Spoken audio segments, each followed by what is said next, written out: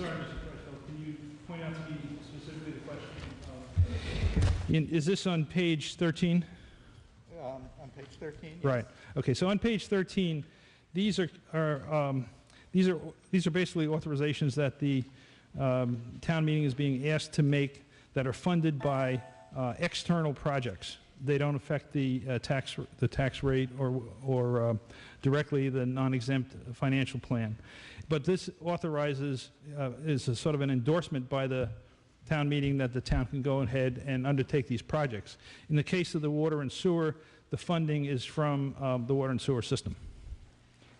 And how does that differ from the appropriation under Article 42 and the right to borrow and 43 and the right to borrow? That's a specific authorization to borrow those funds from the MWRA. So they're okay. One comes from the MWRA, the other one comes from the town. The borrowing is from the MWRA, but it's paid for out of the Water and Sewer Enterprise Fund, which is considered, the Water and Sewer Enterprise Fund is considered, how do I express this? It's considered not part of the tax base. In other words, it's funded externally by water fees. And that's true of both items, both in Articles 41 and 42 and 43? Yes. Yes. So therefore, the total amount is on the order of 2.2 million for water system, I'm sorry, for sewer system rehabilitation?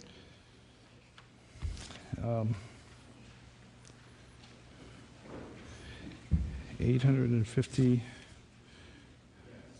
Yes. Yeah, that's correct. Okay. Okay, thank you. I was wondering how they were related. I guess they're not. Seems to be separate funding. Thank you. Mr. Harrington?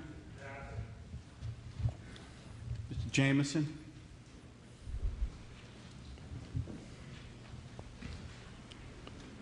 Thank you, Mr. Moderator. Gordon Jamieson, Precinct 12. I have a couple questions for Mr. Foskett. First, I want to, I don't know whether you did it last year or this year, but you added back something that had been missing for a couple of years, which is the historical perspective and the forward-looking perspective, and I really appreciate that for giving us a better summary of... we try to please. Of where we're... What? We try to please. Oh, I'm sorry. You sounded like Mr. Leone there for a second. Nope. On page 5, we have on the top the recapitulation of the 5%. And at the bottom, there's a table that had the pro forma budget at 114 million.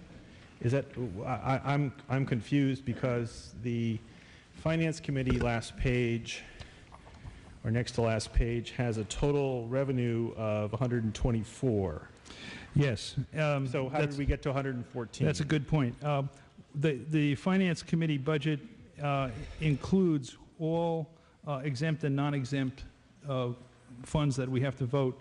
So, for example, if you look on table 2 of the capital planning report on page 4, there are some numbers in there, such as the MWRA loan payments and also the non-exempt. I'm sorry, the exempt funding, the exempt principal, exempt interest.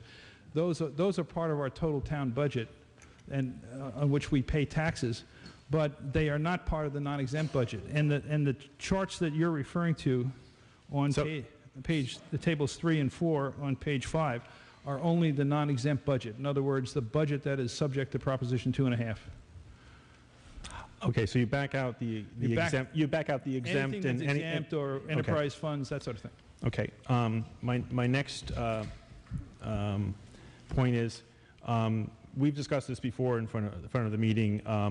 When we have an override, our process is to take in all the revenues from the override, and as everyone, most people here are aware, and Mr. Foskett is eminently aware, we save some of that in the override stabilization fund. So those are revenues that we appropriate into the stabilization fund, and then when it comes time to use them, we appropriate them out again.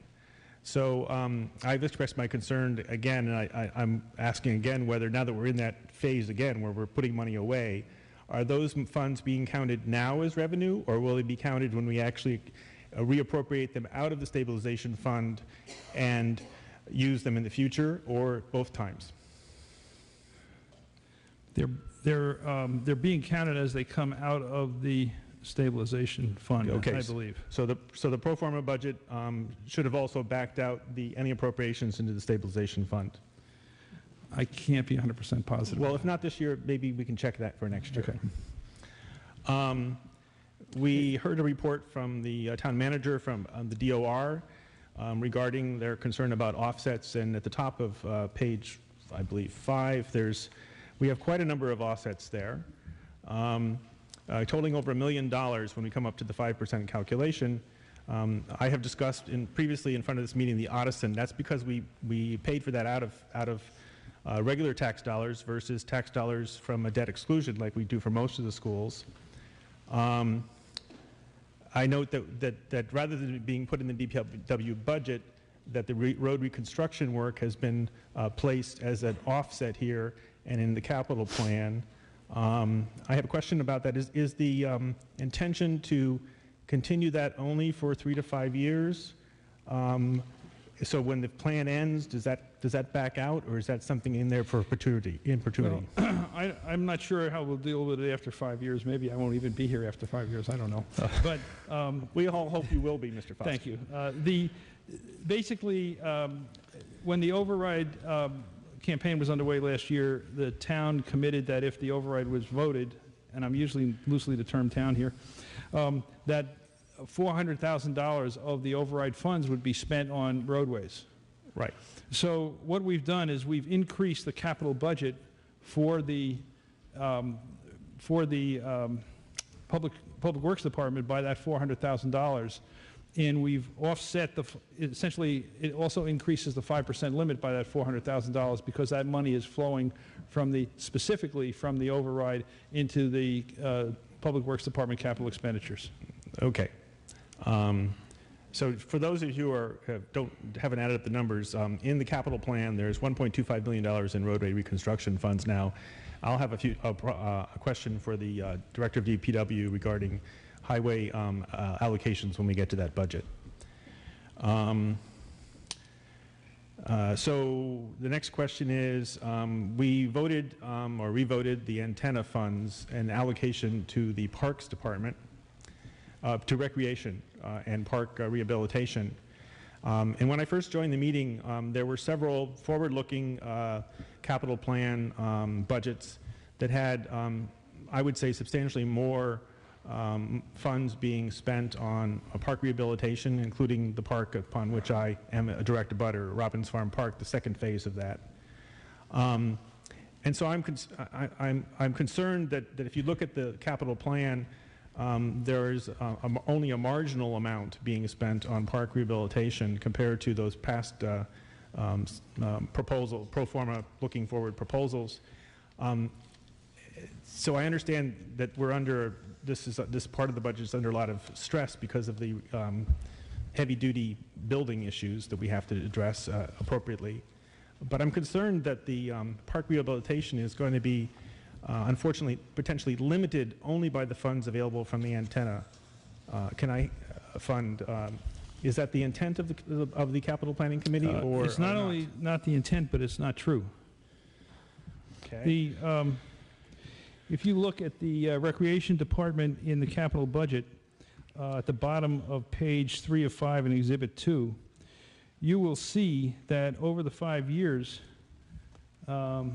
there's approximately a total of $2.4 million being allocated to Parks and Recreation to various projects. So which page is this? Because I have recreation on page 2 of 3 in Exhibit 6. Well, look on page 3, the 5-year, is this the right? Yeah, 5-year capital plan. I'm sorry, on Exhibit 2, page 3 of 5. Exhibit 2.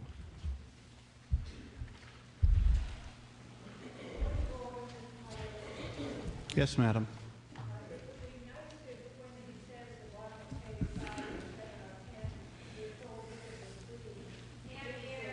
Okay. Her suggestion is that they refer to which report they're looking at, Okay. the green one or the blue one. We're looking at the blue report of the capital